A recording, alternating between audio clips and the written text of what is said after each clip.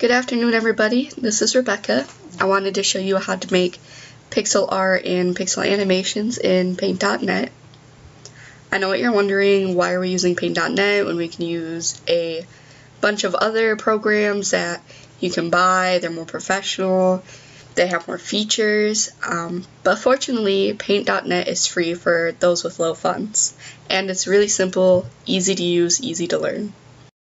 So before we dive right in learning, I'm going to show you how to download Paint.net if you don't already have it. First, go to whatever browser you use. I'm using Chrome. You'll type in www.getpaint.net. I'm actually on the download page. Let me go back to the, this is the home page. You'll want to click on this link right here on the right that says Paint.net 4.0.16. And then when this pops up, this is the next page, you'll want to click on this picture that says download.pdn. Now that we're on this page, you'll want to once again click on this link that says Paint.net 4.0.16. It says free download now. That's going to pop up a little download in your download tab down here. So once you've downloaded Paint.net, you're going to open the program and it should appear something like this. Don't worry if you don't have some of these tabs up, like the colors, layers, and tools. They are located in this upper right hand corner. See, by clicking on these, it will actually display or hide the toolbars. Now that you have just a feel for a couple of the buttons, there's the buttons to hide or show some of your toolbars. Over here you can also pick tools from here. Or from here. They also have keyboard shortcuts, like this is just B, this is just P. There's a bunch of them. These are M's. You just double tap M's to change between moving your selection bar or your pixel bar. Okay, I'm going to show you what I like to do, what my general setup is before I start creating. First, I like to go up to here where it says normal. It's in your paintbrush bar. And I like to change it to overwrite. This is going to take whatever color that you choose and it will overwrite the color underneath of it. Next, I'm going to change this anti-aliasing enabled to anti-aliasing disabled. Then I'm going to come over here to pixelated selection quality. So this is just going to make sure that instead of blending your colors like your colors would blend if you were painting, it's just going to make sharp edges. It's going to make everything more pixelated. You're going to leave solid color. You can mess with hardness on your own. And then what I generally like to start off with is doing the pencil. Now I did all this stuff in brush mode first because it's going to affect how other places are blended, like this fill bucket or gradient or everything like that. So I like to start off with the brush first to just get my settings down. Then I like to switch to the pencil. Now, I'm going to try my best not to use keyboard shortcuts. I know I mentioned it quite briefly that some of these, like the fill bucket is F, and the paintbrush is B, and the pencil is P, but I'm going to try to actually click on each icon so you can just see what I'm doing. So right now I'm going to do a new page, and I'm going to make it a 64 by 64. And I'm going to change the resolution to 100%. It's very small. Pixel art is generally very small. I usually leave my background the way it is, and I'll hit Add New Layer. And then I'll go over to my colors and hit the More button. If you click on each of these squares, you will either go to your primary square or your secondary square where you can change colors. For my secondary square, I like to use a transparent color. That's because if I do a line that's black and I want to erase it, instead of going back and forth between the eraser and the pencil, I can just right click to erase. As you can see, it does not leave a white line because the color I'm using is transparent.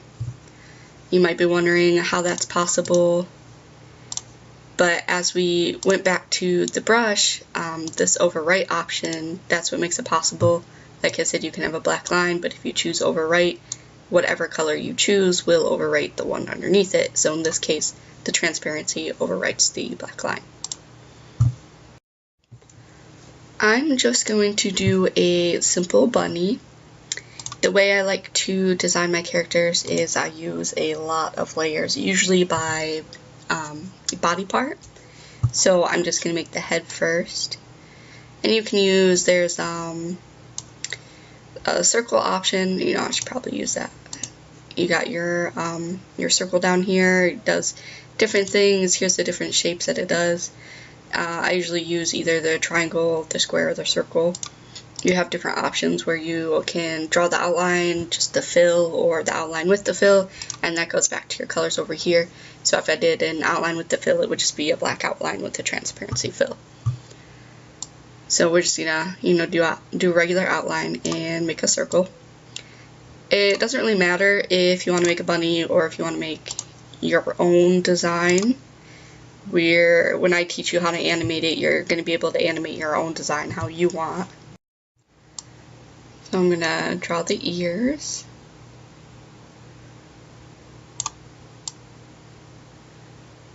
This probably isn't the cutest bunny in the world, but don't worry. This is the fill button, what I'm using, I'm just filling it.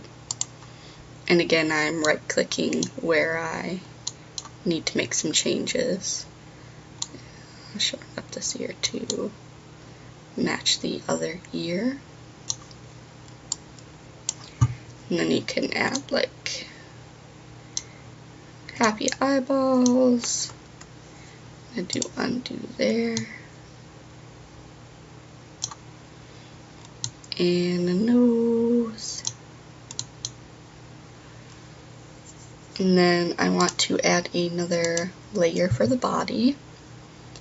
Again, I'm going to do a circle, but I'm going to do more of any lips like this. Then I will fill it. Again, this is on a different layer. Then I will add another layer for the arms and legs. I guess I'm doing a bunny because it was just Easter, so a normal late happy Easter to those who celebrate it. Not everybody celebrates Easter. That's not what I wanted to do. I just Control Z to undo that. And then just fill that in. And then you can do Control D to deselect. I forgot to mention that earlier. Add another foot in. Add another foot. Sometimes if you don't like what you did on one side, you can hit the rectangular select button and click and drag and select this. Now you're going to Control C for copy and Control V for paste. Then take one side and click and drag over. And you'll want to drag it enough until it shows that this is a clear line. That's how you know you have an exact copy. If you did it one more, you get all these fuzzy gray blocks. So you want to make sure that you have a clear, smooth line. Then we're going to color it in. We're going to go back to our body. If you want to name your layers, you just double click on it and it'll pop up layer properties. You can say, oh, I want this to be head layer. And here too you can choose like blending effects between the other layers. This will affect how it looks on top of another layer. You can change how transparent it is. But right now we're just focused on creating, and we're going to do small animations. So now that you've had this set, you have like your main model, how you want to base your animations off of. Now you're going to want to go through and we're going to make slight changes to our model. So what I like to do when I'm animating any sprite is I like to duplicate the layer. You can duplicate it by clicking this double square icon on your layers window. Once you have them both duplicated, I like to make them both slightly transparent.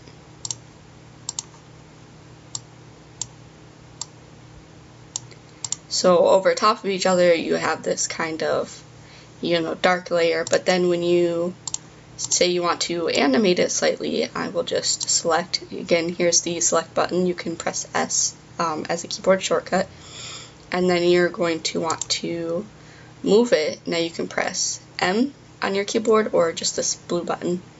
There's a couple different ways you can transform it here. You can just move it by clicking on this square with the arrows on it. You can make it bigger or make it smaller by using these dots around the corners and the edges. You can change the orientation, that's this little circle globe thing. When you change the orientation, you're basically changing how it's going to rotate. So you see sometimes your mouse has this little arrow that's kind of curved icon. If you click and drag, you'll see that it rotates around the orientation.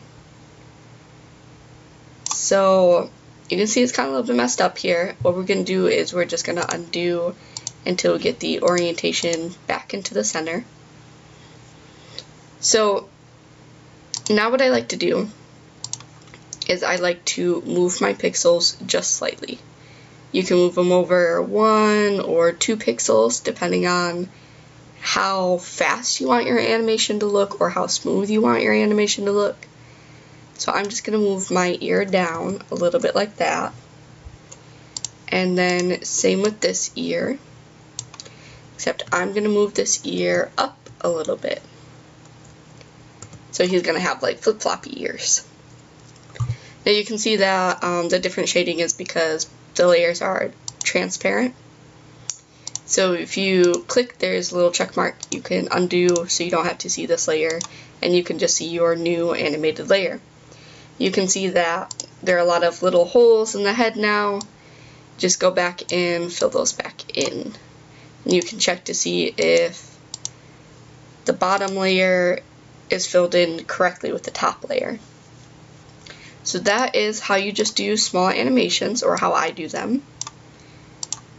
And then you can continue to do tiny animations to the legs or the body or whatever character you have created.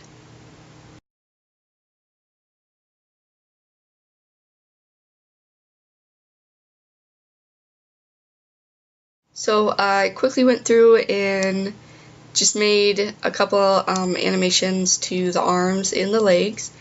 I'm going to focus on showing you how to do a 4-step animation, which is really only 2 steps. I'm going to show you how it can be read by a video game now.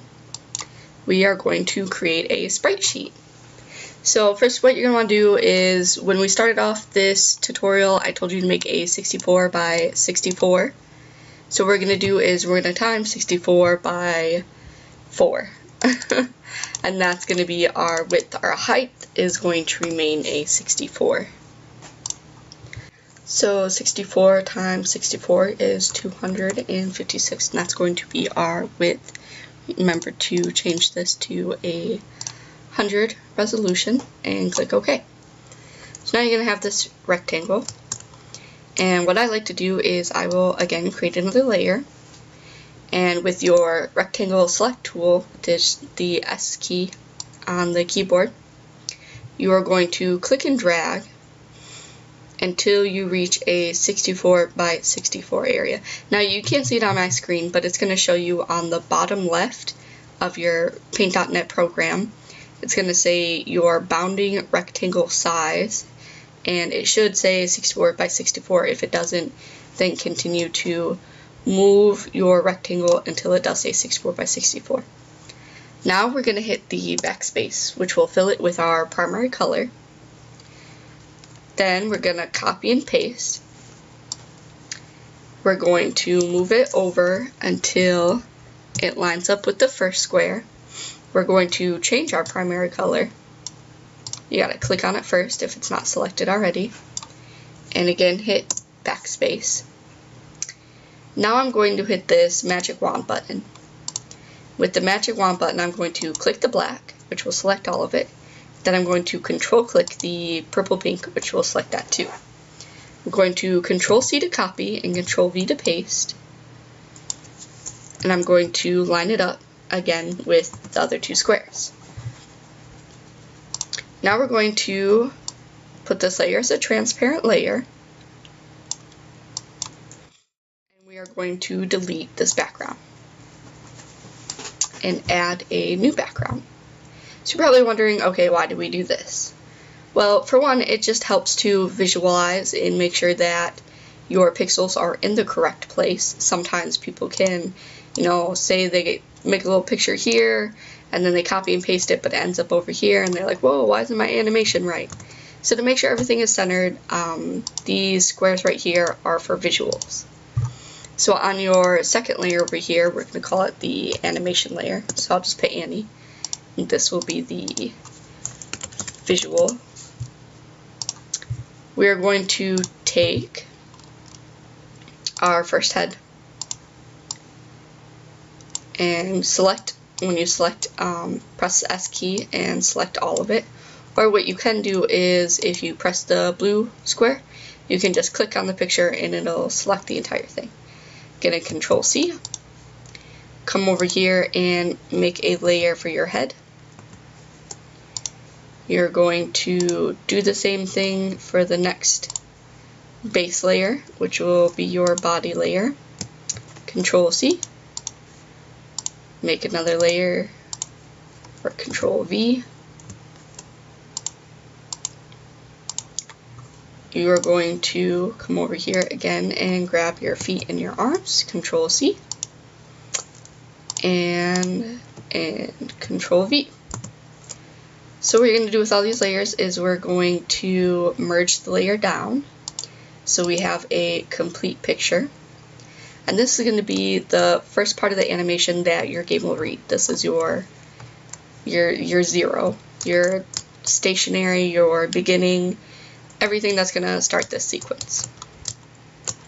So since this is only going to be a 4-part animation, what you're going to want to do is you're going to copy this and put it in the other black square. And then you're just going to merge the layer down to your animation layer. Now you're going to continue all these steps to add in your second animation, which is the layers that you made the slight changes on. So we're going to copy. We're going to paste, but move it over to the second square. Then we're going to copy the body, add a new layer and paste the body in, and again move it over to the second square. If you are having difficulties lining up the squares, you can always use the arrow keys on your keyboard, and that will help you to exactly position your squares. Then last but not least, I'm going to copy our legs into the last animation over here, or the second square. And I just make sure that it's alright. Control D to deselect your selection box. If you just wanted to do these 2 animations, then you would really only need these 2 64 by 64 squares. What I like to do is I like to use 4 because generally I do a walking animation for my sprites, and for that it'd be a stationary, and then you would do the left leg forward, right arm forward, then it'd be stationary, and then you do the right arm or right leg forward and left arm forward, and that would create a walking animation. For this, if you wanted to create another animation over here to kind of make it look like your bunny or character was doing jumping jacks, you could. I'm just going to merge these layers down, and I'm going to copy this animation, zoom in a little bit, by selecting it,